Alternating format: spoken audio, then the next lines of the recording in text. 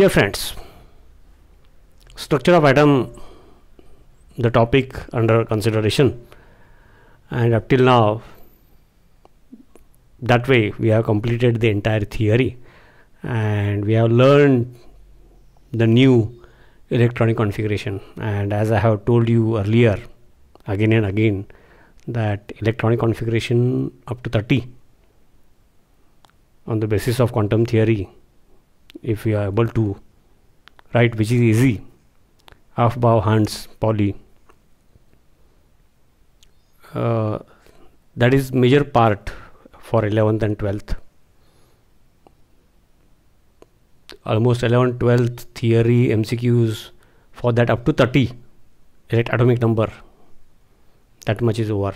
That much is enough actually. And whatever next is there, that also we are going to study. तुम्हाला मुद्दाम सांगितलं म्हणजे कुठेपर्यंत केलं तर एक मेजर पार्ट झाला, मग त्याच्यावरूनच पुढं करायचं असतं म्हणून.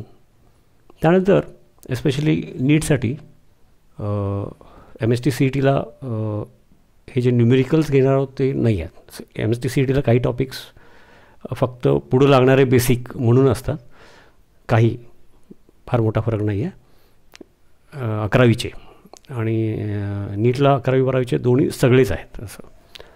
त्यामुळे थोडा एक 10-15% फरक असतो. जसं की या टॉपिकमधले न्यूमेरिकल्स जे आता आपण बघणार आहोत. सध्या मी न्यूमेरिकलचा टाईप आणि ब्रॉड एक्सप्लेनेशन देणार, काही महत्त्वाचे टाईप, आणि ते नीटच्या हिशोबाने JEE मेन्स पण. ओके.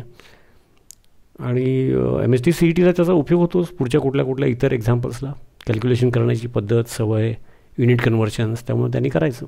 ओके, काय हरकत नाही. आता काय म्हटलं बघा इथं, 25 वॅट बल्ब, नाही का, बल्ब वॅटेज 25,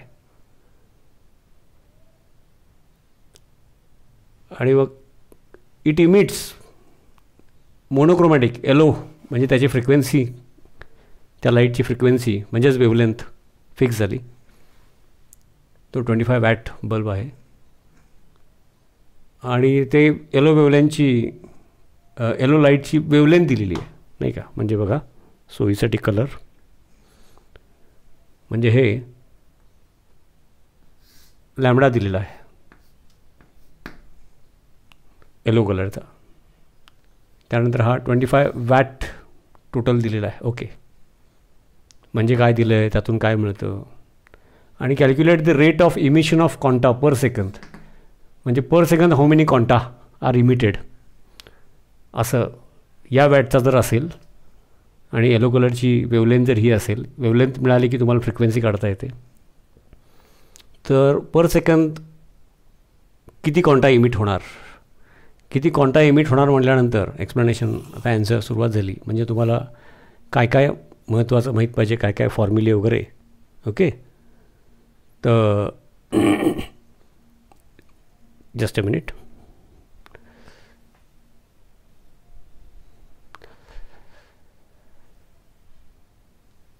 एक तर frequency nu into lambda wavelength, electromagnetic radiations, light. Okay, generally light म्हणतो आपण for all electromagnetic radiations, gamma rays, X rays, radio waves, visible light, UV वगैरे. Frequency into wavelength is equal to C, velocity of light in vacuum, म्हणजेच electromagnetic radiations. मग त्यातली C 3 × 10⁸ metre per second. म्हणजे इथं SI unit वापरायचं असेल तिकडं हे वापरणार, म्हणजेच ते 3 × 10⁻10 सेंटीमीटर पर सेकंद. आता इथं आपण SI युनिट प्रिफर करणार आहोत, त्याचे कारण आहे. कुठलं पण एक करा, ॲन्सर येणार. थोडं पहिल्यांदाच बघतोय म्हणून थोडं व्यवस्थित घेऊ, नंतर या टाईपचे एक्झाम्पल तसं चुटकी मी फाट फाट फाट सोडवणार आपण.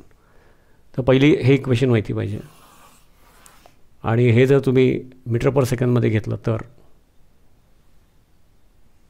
लॅम्बडा तुम्ही मीटरमध्ये घ्यायला पाहिजे.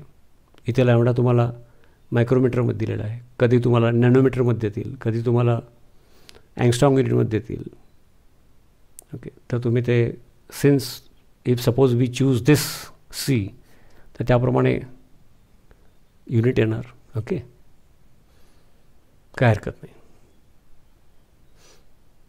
त्यानंतर how many quanta per second विचारलं, म्हणजे क्वांटाचं इक्वेशन माहीत पाहिजे. वन क्वांटा नाही का, E equal to yes h Planck's constant h small h into frequency nu. हे महत्त्वाचं आहे. म्हणजे हे फॉर वन क्वांटा, म्हणजेच वन फोटॉन, म्हणजेच in simple language one packet, one bundle नाही का हे. मग 4 क्वांटा, 5 क्वांटा, 10 क्वांटा म्हणजे n, small n, n equal to 1 2 3 4 5. Okay, तर हे मग प्लँक्स कॉन्स्टंट आम्हाला माहीत पाहिजे. प्लँक्स कॉन्स्टंट आम्हाला माहीत पाहिजे. मग तो Planck's constant h is equal to small h 6.62 into 10⁻³ joule second.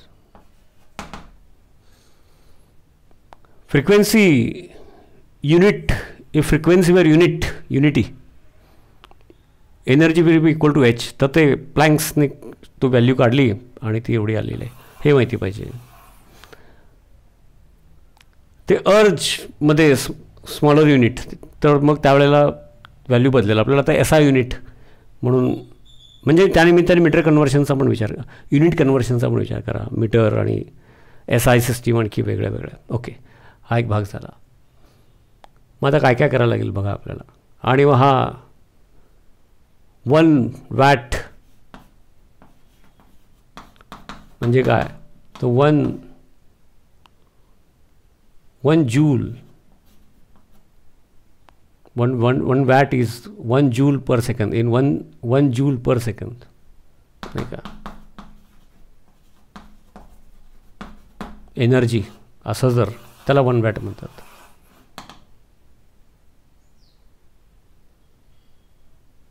मग आमच्याकडे 25 वॅट आहे.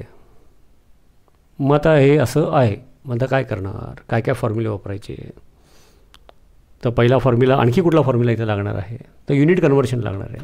कारण आम्हाला आता जर पहिल्यांदा काय करायचं आहे, तर लॅम्बडा माहिती आहे आमच्याकडे, लॅम्बडा दिलेला आहे नाही का. Lambda 0.57 micrometre. आणि हे इक्वेशन 1 क्वांटासाठी आहे नाही का.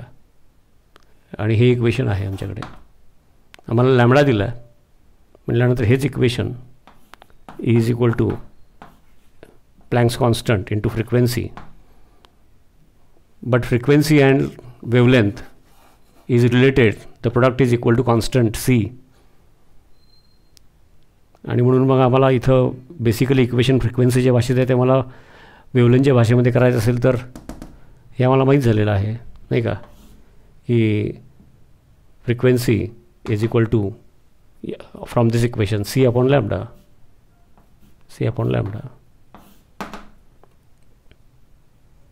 नाही का. आणि म्हणून मग हेच इक्वेशन कसं कन्वर्ट झालं बघा. E is equal to h into frequency, but frequency is equal to C upon lambda. Lambda right साईडला घेतला इक्वेशनच्या, म्हणजे C upon lambda. That's all. म्हणजे 1 क्वांटा. मग तुम्ही इथे लॅम्बडा भरला, C भरला, H प्लँक्स कॉन्स्टंट भरला, तर तुम्हाला E मिळणार. म्हणजे 1 क्वांटा एनर्जी फॉर 1 क्वांटा मिळणार. एनर्जी फॉर 1 क्वांटा मिळणार. पण तो बल्ब 25 वॅटचा आहे नाही का. म्हणजे त्याच्यामध्ये किती क्वांटा असणार. मग 1 क्वांटाची जर व्हॅल्यू पहिल्यांदा काढली पाहिजे, आणि मग ती आपण अशी काढणार. मग त्यासाठी इथं जर आम्ही C मीटर पर सेकंदवाला वापरणार आहोत नाही का, तर याचा अर्थ आम्हाला इथं लॅम्बडा जो आहे तो 0.57 मायक्रोमीटर आहे. म्हणजेच इंटू डिवाइड बाय 10⁶. मायक्रोमीटर आणि मीटरमध्ये रिलेशन 10⁶ चा फॅक्टर आहे तो, डिवाइडेड बाय 10⁶. म्हणजेच इंटू 10⁻² इंटू 10⁻⁻6 मीटर. त्यानिमित्ताने 1 नॅनोमीटर इज इक्वल टू 10⁻², म्हणजे 1/10⁹. एका मीटरचे 10⁹ पार्ट करायचे, म्हणजे तो 1 नॅनोमीटर, म्हणजेच 10⁻⁹ मीटर 1 अँगस्ट्रॉंग युनिट असं लिहितात, किंवा स्पेलिंग लिहायचं. दॅट इज इक्वल टू 1/10⁻10 म्हणजे 1 मीटरचे 10⁻10 पार्ट केले, त्यातलं एका पार्टला 1 अँगस्ट्रॉंग युनिट म्हणायचं, म्हणजेच 10⁻⁻10 मीटर. ओके, हे माहिती पाहिजे. आणि आता इथं 1 मायक्रोमीटर आलेला आहे, म्हणजेच तो 1 मीटरचे 10⁻⁶ डिवाईड केल्यानंतर जेवढे पार्ट होतील त्यातल्या एका पार्टला 1 मायक्रोमीटर. अर्थ कळलेला असला म्हणजे इक्वेशन पार्ट असतात भरतो येतं, मग कुठंतरी गोंधळ होतो. म्हणून तर MCQ टाईपचे आहे, म्हणजे CET वगैरे म्हणतो आपण, नीट 10⁻⁶ मीटर, हे माहिती पाहिजे. मग ते करून घेतलं मीटरमध्ये, आणि मग ते इथं भरणार. मग एका क्वांटाची व्हॅल्यू मिळेल मला, E इज इक्वल टू ठीक आहे H energy H into C/λ. तर H कुठे गेला, आता लिहिला होता मी, म्हणजे इथं लिहून दाखवणं गरजेचं आहे म्हणून. Okay, 6.62 into 10⁻⁻34 joule second into C 2.99 वगैरे असं नॉर्मली आपण 3 घेतो. 3 इंटू 10⁸ डिवायडेड बाय, आता हे मीटरमध्ये, म्हणजेच ही व्हॅल्यू नाही का, ही व्हॅल्यू या युनिटसाठी ही व्हॅल्यू नाही का मग अशी केलं होतं. ओके, डिवायडेड बाय लॅम्डा जो आपण इथं बघितला, इथं आहे 0.57 मायक्रोमीटरमध्ये, डिवायडेड बाय 10⁶ म्हणजेच इंटू 10⁻⁻6 मीटर. तर हे जे येणार, आता MCQ सोडवताना काय करायचं असतं की राऊंड फिगरमध्ये व्हॅल्यूज काढायचे, कारण अल्टरनेटिव्ह लांब लांबचे असतात. 10⁻34 10⁻6 10⁸ त्याच्यावरून आन्सर काढायचं. आणि मग 6.62 डिवायडेड बाय 0.57, मग ते 6.62 इंटू 3 किंवा 3/0.6 असं डिवाईड करून राऊंड फिगरमध्ये आन्सर काढायचं आणि अल्टरनेटिव्हमध्ये बघायचं, असं करायचं असतं. आणि एक्झॅक्ट पण लॉग अँड लॉगनी करता आलं पाहिजे. आणि एक्स्ट्रा प्रॅक्टिस करताना कधी कधी तरी कॅल्क्युलेटर पण वापरायचं, म्हणजे कॅल्क्युलेशन करून दाखवणे हा एम नसला पाहिजे लेक्चरमध्ये. एक निमित्त आहे क्वेश्चन, त्या निमित्ताने तुम्ही याचा अर्थ काय, त्याचे युनिट कन्व्हर्शन्स, याचा अर्थ काय, ही चर्चा करणे अपेक्षित आहे. एक्स्ट्रा प्रॅक्टिस मग करायचीच असते. एका क्वांटाचं आम्हाला हे मिळालं एनर्जी. ओके, आणि हे करत असताना हे जूल सेकंद, हा याचं मीटर पर सेकंद म्हणजे मीटर इंटू सेकंद (10⁻⁻1). आणि मग बघा ना, आता जूल इंटू सेकंद आणि हे मीटर पर सेकंद, म्हणजे सेकंद कट होतील, आणि हा मीटर आणि हा मीटर कट होईल, म्हणजे काय होईल बरं, जूल मिळणार व्हॅल्यू. मग तुम्ही राऊंड फिगरमध्ये मी बोललो तसं पण आन्सर काढायचं, नंतर कॅल्क्युलेशन म्हणून पण काढायचं. ते मी कॅल्क्युलेट केलेलं ॲक्च्युली लॉग अँटी लॉगनी, त्याचे आन्सर माझ्याकडे आहे, ते पटकन मी सोयीसाठी लिहितो. 3.48 इंटू 10⁻⁻19 3.48 इंटू 10⁻⁻19 जूल. 3.48 इंटू 10⁻⁻19 एका क्वांटाचं, म्हणजे एनर्जी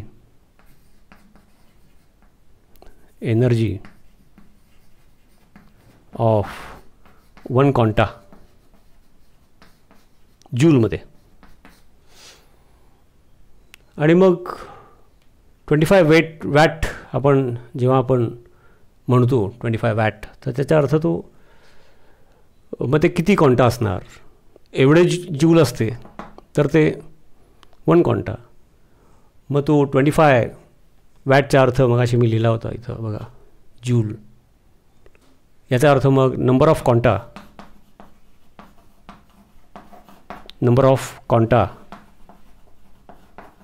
म्हणजेच number of packets is equal to 25 upon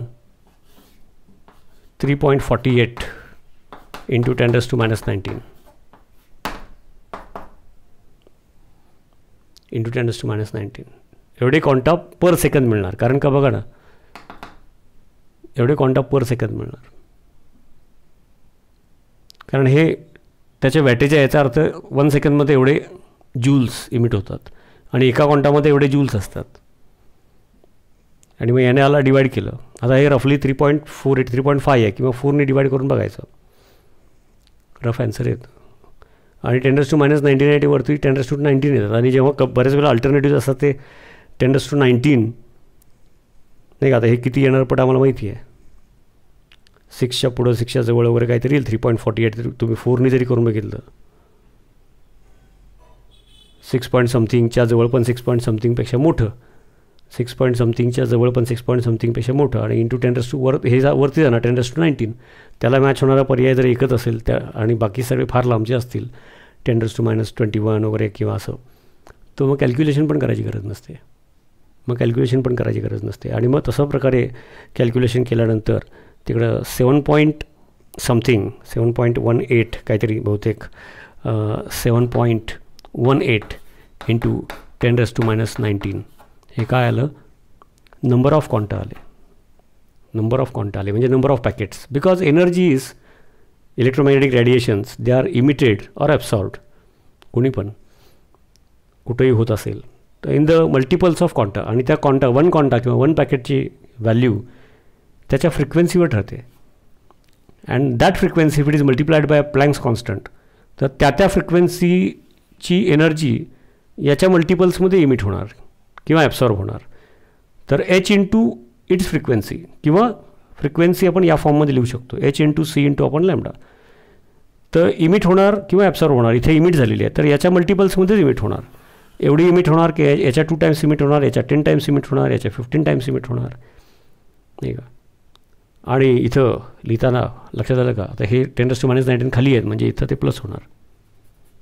म्हणजे दिस मच हे पर सेकंद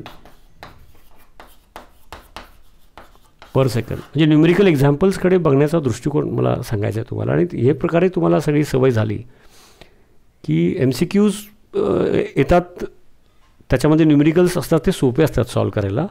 तुम्हाला ह्या सगळ्या कन्व्हर्शन्स वगैरे माहीत असतील की रेंज लक्षात येते. आणि त्या रेंज लक्षात आली की जसं मगाशी बोललो इथे, किंवा ॲन्सरमध्ये फायनल समजा हे विचारलं आहे की तुम्हाला लक्षात आलं की 10⁻⁹ आणि मग 3.48ने डिवाईड केलं, याचा अर्थ मगाशी मी बोललो 4ने डिवाईड करून बघितलं तरी 6 पॉईंट समथिंग येतं. याचा अर्थ हे 4पेक्षा छोटी व्हॅल्यू आहे, म्हणजे त्याच्या पुढची त्याच्या जवळ पण त्याच्या पुढची इंटू 10⁻⁹ हे फिक्स आहे, कारण हे खाली 10⁻⁹ आहे.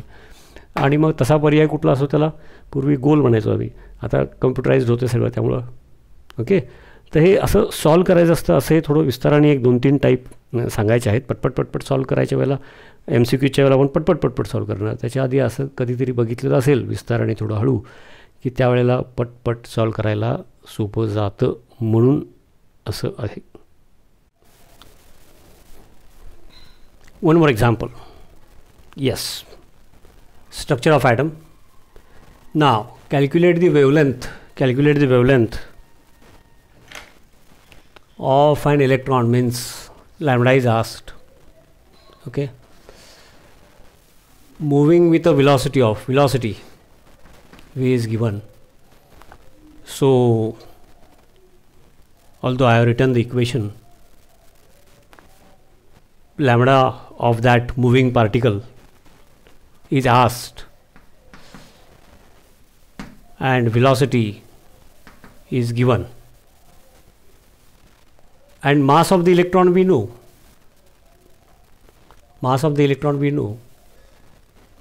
So this is related to de Broglie equation. Lambda is equal to Planck's constant h upon m into v. आता हे आपण इक्वेशन पूर्वी वापरलं होतं. Any moving particle, mass of that moving particle and velocity of that moving particle. By this equation de Broglie, we get wavelength of that moving particle. Wavelength वरून आपण frequency पण काढू शकतो. ओके, आता हे डी ब्रॉग्ली इक्वेशनचे उपयोग काय झाला, मागची थिअरी आठवा.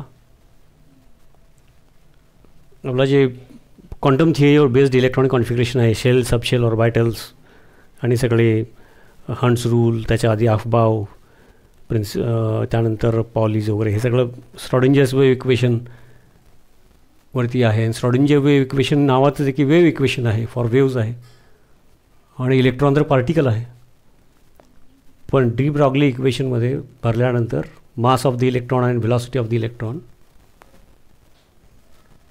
जी वेवलेंथ आली ती एक्सरेच्या वेवलेंथला मॅच होणारी आहे, त्याच्या रेंजमधली आहे.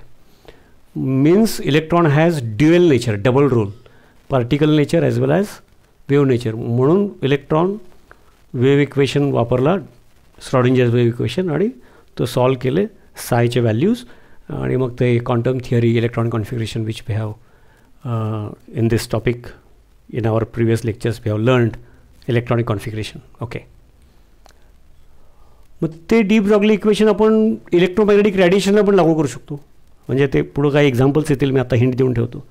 इलेक्ट्रोमॅग्नेटिक रॅडिएशन म्हणजे आपण नॉर्मली लाईट म्हणतो, म्हणजे ते x ray, visible rays, gamma rays वगैरे कुठलीही, त्याची व्हेलॉसिटी कॉन्स्टंट असते C, velocity of light in vacuum 3 × 10⁸ metre per second. समजा तसं आलं इलेक्ट्रोमॅग्नेटिक रॅडिएशनला, तर त्याची व्हेलॉसिटी भरली, प्लँक्स कॉन्स्टंट भरला, आणि त्या इलेक्ट्रोमॅग्नेटिक रॅडिएशनचा लॅम्बडा भरला तर मास मिळेल, नाही का. फ्रिक्वेन्सी माहीत असेल तर वेवलेंथ भरा, किंवा वेवलेंथ माहीत असेल तर एखाद्या इलेक्ट्रोमॅग्नेटिक रॅडिएशन, जे आमच्याकडे इलेक्ट्रोमॅग्नेटिक स्पेक्ट्रम आहे त्यातली कुठली तरी एक इलेक्ट्रोमॅग्नेटिक रॅडिएशन घ्या, सिलेक्ट करा, तुम्ही सिलेक्ट करा. मग कुठल्या रेंजमध्ये लॅम्बडा असेल तर ते एक्सरेज आहेत, कुठल्या रेंजमध्ये त्याच्या व्हॅल्यूज लॅम्बडाच्या असतील तर ते गॅमा रेज आमच्याकडे आहे. आता नोटमध्ये प्रिव्हियस लेक्चरमध्ये बघितलं आहे, नोट्समध्ये आहे, टेक्स्टमध्ये आहे. त्यातली कुठलीही इलेक्ट्रोमॅग्नेटिक रॅडिएशनची वेवलेंथ सिलेक्ट करा, ती व्हॅल्यू इथं भरा. इलेक्ट्रोमॅग्नेटिक रॅडिएशनची व्हेलॉसिटी म्हणजे सी कॉन्स्टंट असते, ती इथं भरा. एच कॉन्स्टंट आहे, मास मिळेल. आता हा कोणाचा मास मिळाला, हिंट देऊन ठेवतो, मुद्दा समजला का. तुम्ही सिलेक्ट करा एक इलेक्ट्रोमॅग्नेटिक रॅडिएशन, कुठली विजिबल रिजनमधलं एखादी लाईट सिलेक्ट करा. अर्लियर एक्झाम्पलमधलं त्याचे वेवलेंथ, येलो लाईटची वेवलेंथ लॅम्बडा किती आहे बरा, इथं तो भरला की इलेक्ट्रोमॅग्नेटिक रॅडिएशनची व्हेलॉसिटी सी, कॅपिटल सी लिहितो आपण त्याला, तो कॉन्स्टंट असतो 3 × 10⁸ मीटर. म्हणजे जरा वेगळं बोलतो आहे मध्येच, हे एक्झाम्पल हे निमित्त आहे. आणि एच कॉन्स्टंट आहे, तुम्हाला मास मिळेल. तो मास कशाचा मिळाला, तर तो that will be the mass of. आता मी या एक्झाम्पलशी रिलेटेड नाही आहे त्यामुळं जास्त तोंडी बोलतो आहे, पुढे या टाईपचं एक्झाम्पल येणार आहे म्हणून हिंट देतो आहे. That will be the mass of one quanta, one packet of that electromagnetic radiation.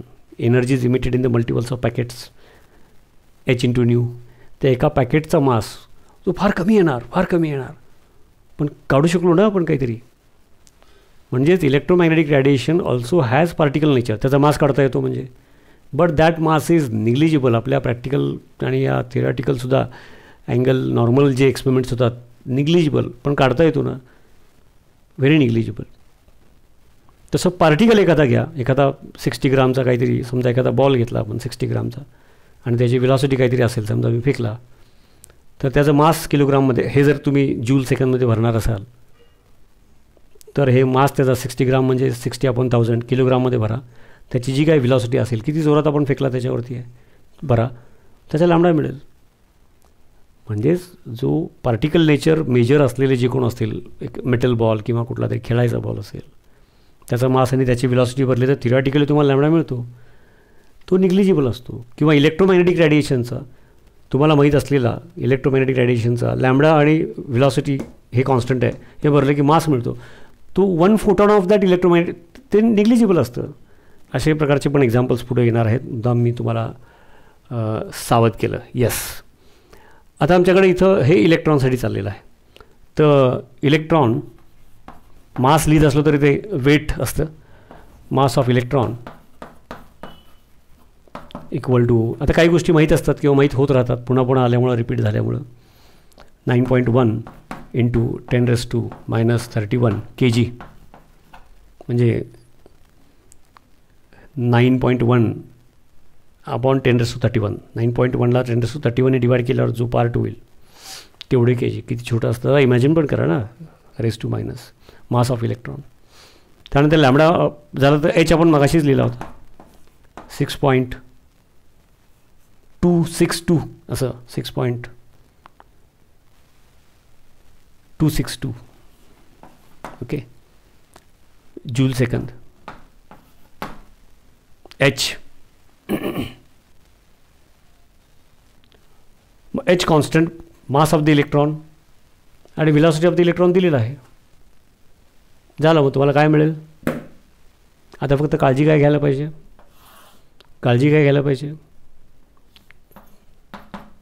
हा जर तुम्हाला जूल सेकंदमध्ये असेल h, तर हा तुम्हाला kgमध्ये भरायला पाहिजे मास. तर हा मीटर पर सेकंद, म्हणजे मीटर पर सेकंद किंवा metre into second raise to -1 velocity.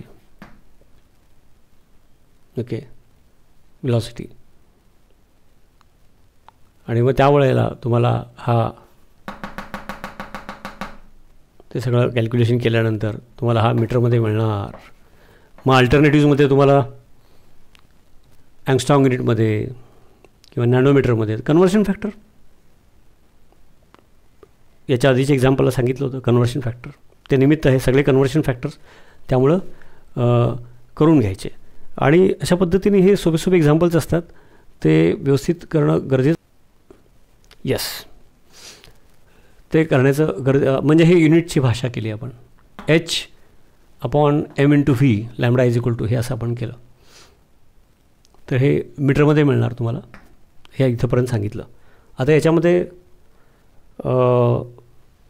Basically de Broglie equation, आणि डी ब्रॉग्ली इक्वेशनचं मुद्दाम एखाद्या पार्टिकलसाठी पण, मग एखाद्या पार्टिकल ज्याला पार्टिकल नेचर जास्त आहे, असा एखादा मेटल बॉल वगैरे कुठलीही वस्तू, एखादा खडूसुद्धा, आणि खडूचं काहीतरी मास असेल आणि तो खडू मी फेकला, तर त्याचा मास आणि त्याचा स्पीड तो इथं भरा आणि तर त्याचे वेव्हलेंथ मिळेल. That will be very negligible. तसं एखादा इलेक्ट्रोमॅग्नेटिक रेडिएशनचं, जे आम्हाला velocity of electromagnetic radiation constant आहे ते माहिती आहे, ते भरलं.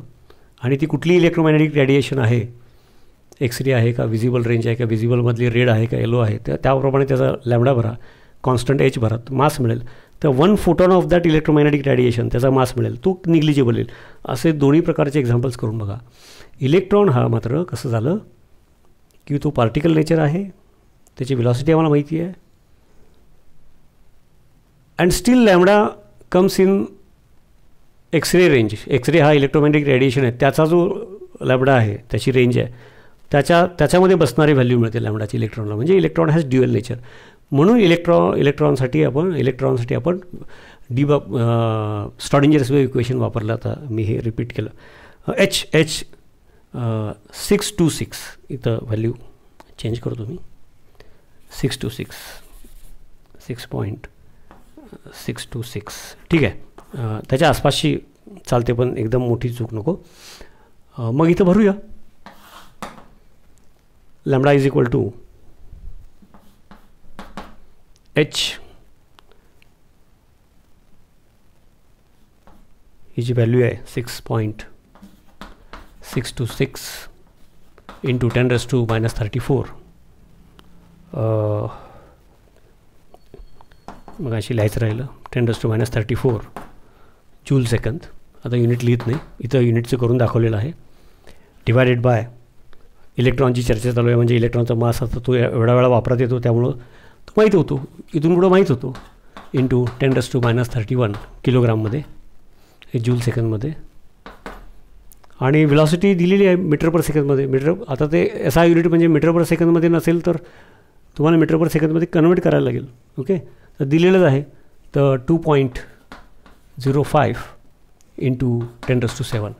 आता हा MCQ म्हणून जेव्हा येतो तेव्हा 10⁻31 -31 10⁻³ 10⁻7 याच्यावरून, आणि हा 9 × 2 18, हा 7च्या आसपास राऊंड फिगरमध्ये व्हॅल्यू काढायची. आणि अल्टरनेटिव्ज नॉर्मली लांबचे असतात, ते तुम्हाला करेक्ट ॲन्सर येतं.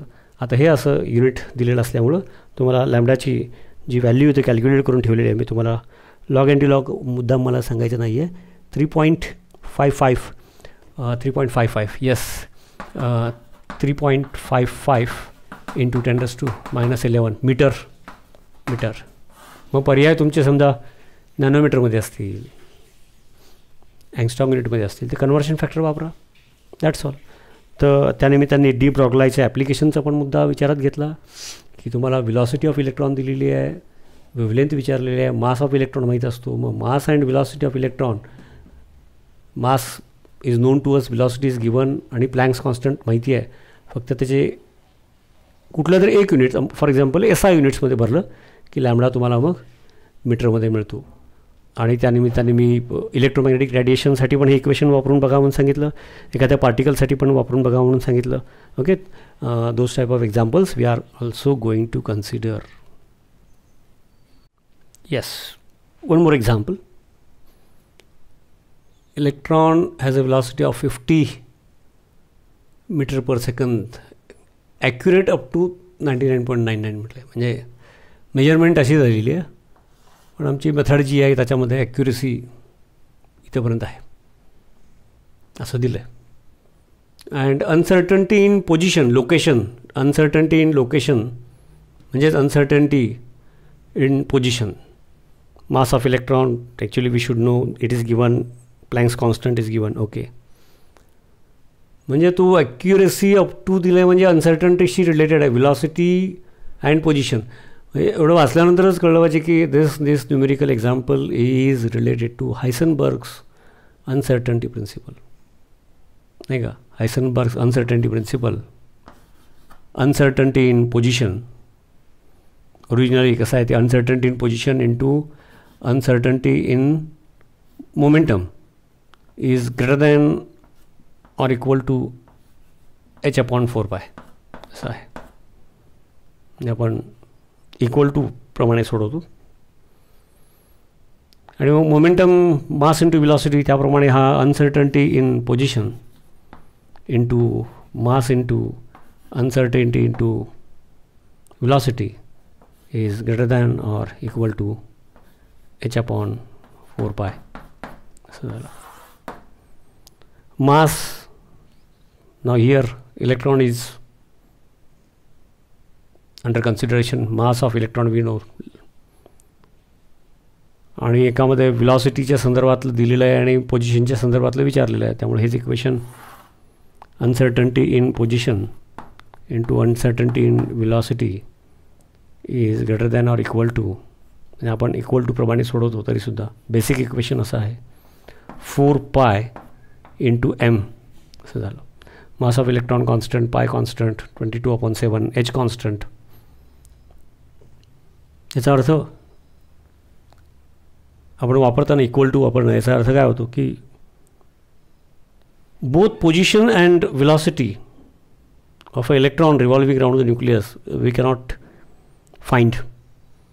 पोझिशन फिक्स केली तर त्या पोझिशनला वेगळे वेगळे वेलॉसिटीचे म्हणजे वेगळे वेगळे एनर्जीचे म्हणजेच त्याला रिलेटेड इलेक्ट्रोमॅग्नेटिक रेडिएशन्स आणि तो स्पेक्ट्रा त्याच्यात व्हरायटी आहे. ओके, आणि एनर्जी फिक्स केली तर त्या एनर्जीचे इलेक्ट्रॉन एका वेळेला कुठं एका ठिकाणी असणार, एकाच वेळेला अनेक ठिकाणी असण्याची शक्यता आहे. एकाच वेळी तो कुठं असण्याची शक्यता आहे, त्यातल्या कुठंतरी एका ठिकाणी असणार. जसं की आता 3s वाला orbital electron belongs to 3s, म्हणजे बघा ना, तो न्यूक्लियस आणि n=3 भरल्यानंतर जे 3 MVR आपलं इक्वेशन प्रिव्हियस सगळं डिटेल सांगत नाही, तो त्याच्यात कुठंही असण्याची शक्यता आहे. किंवा एखादा 2pxचा इलेक्ट्रॉन आहे, याचा अर्थ डंबेल लोब एका साईडला, लोब अदर साईडला, तर त्या मोमेंटला तो फिरताना जर कुठं असेल असं जर आपण समजा काल्पनिक फोटो काढला तर तो एक्स डायरेक्शनला 2 लोबचा जो एक डंबेल आहे तिथं कुठंतरी असण्याची शक्यता आहे. असं ते शक्यता, प्रोबॅबिलिटी असा तो भाग आहे. ओके, तर मग uncertainty in position and uncertainty in velocity. मग अनसर्टन्टी इन वेलॉसिटी जेवढी कमी असेल तेवढी अनसर्टन्टी इन पोझिशन जास्त. आता जे बोललो मी ते मॅथमॅटिकली त्याचा अर्थ तो अनसर्टन्टी इन पोझिशन जेवढी कमी तेवढी अनसर्टन्टी इन वेलॉसिटी जास्त येणार असं, कारण दोन्हीचं मिळून प्रोडक्ट हा फिक्स आहे. आता त्याच्यामध्ये एच कॉन्स्टंट, प्लँक्स कॉन्स्टंट दिलेलं आहे, ठीक आहे. मास of the electron is given पाय 22/7, त्यामुळे कॉन्स्टंट माहिती आहे. अनसर्टन्टी इन वेलॉसिटी दिलेली नाही आहे, वेलॉसिटी दिलेली आहे आणि त्याची ॲक्युरेसी दिलेली आहे, म्हणजे अनसर्टन्टी इनडायरेक्टली दिलेली आहे. पण हेच MCQमध्ये असंच होत असतं. म्हणजे ॲक्च्युली तुम्हाला अनसर्टन्टी इन वेलॉसिटी काढू शकता तुम्ही. किती आहे तर 50 मीटर पर सेकंद ते आलं त्यावेळेला समजा ॲव्हरेज म्हणा त्या इन्स्ट्रुमेंटमध्ये. पण त्याची लक्षात आलं की ॲक्युरेसी एवढी आहे, म्हणजे अनसर्टन्टी किती आहे तर बघा 50 इंटू पर्सेंटेजमध्ये आहे ना 100 मायनस 99.9999 हे पर्सेंटेजमध्ये आहे ओके. म्हणून divided by 100 me actually uncertainty in velocity आलं. समजलं का? आता म्हणजेच 50 इंटू 0.01 हा मल्टिप्लाय हे पर्सेंटेजमध्ये अनसर्टन्टी इन व्हेलॉसिटी आली डिवायडेड बाय 100 हे म्हणजे ॲक्च्युली अनसर्टन्टी इन व्हेलॉसिटी आलं. म्हणजेच तो 0.01 म्हणजे 10⁴ आणि हा 0 याचा अर्थ uncertainty in velocity is 5 into 10⁻³ uncertainty in velocity 5 into 10⁻³ metre per second.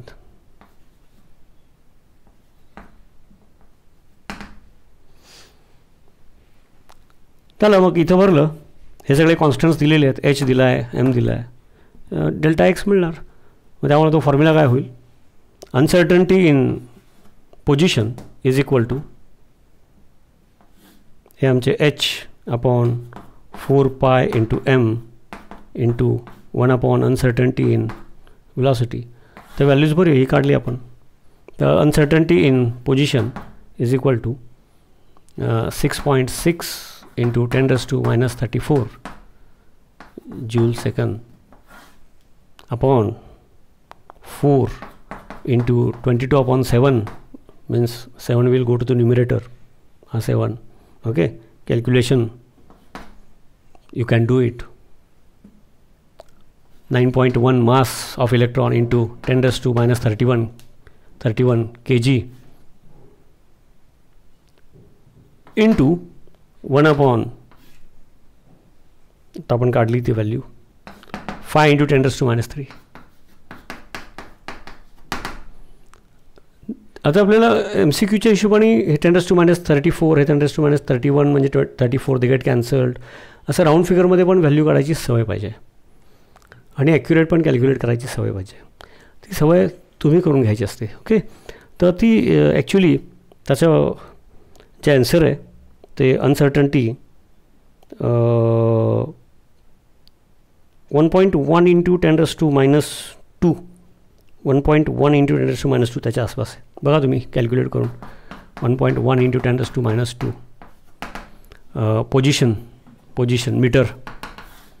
याचा अर्थ काय होतो की अनसर्टन्टी इन व्हेलॉसिटी जर एवढी असेल तर अनसर्टन्टी इन पोझिशन एवढी आहे. म्हणजे थिअरॉटिकली मी बोललो त्याच्याशी रिलेटेड आहे, न्यूमेरिकल आहे. याचा अर्थ काय होतो की जर अगदी सोप्या भाषेत सांगायचं असेल तर तुमची व्हेलॉसिटी फिक्स झाली म्हणजे एनर्जी लेवल फिक्स झाली म्हणजे त्याला रिलेटेड इमिटेड इलेक्ट्रोमॅग्नेटिक रेडिएशनची फ्रिक्वेन्सी फिक्स झाली. तर फॉर दॅट करस्पॉन्डिंग इलेक्ट्रॉन पोझिशन्समध्ये व्हरायटी आहे म्हणून तर ऑर्बिटली कन्सेप्ट आली.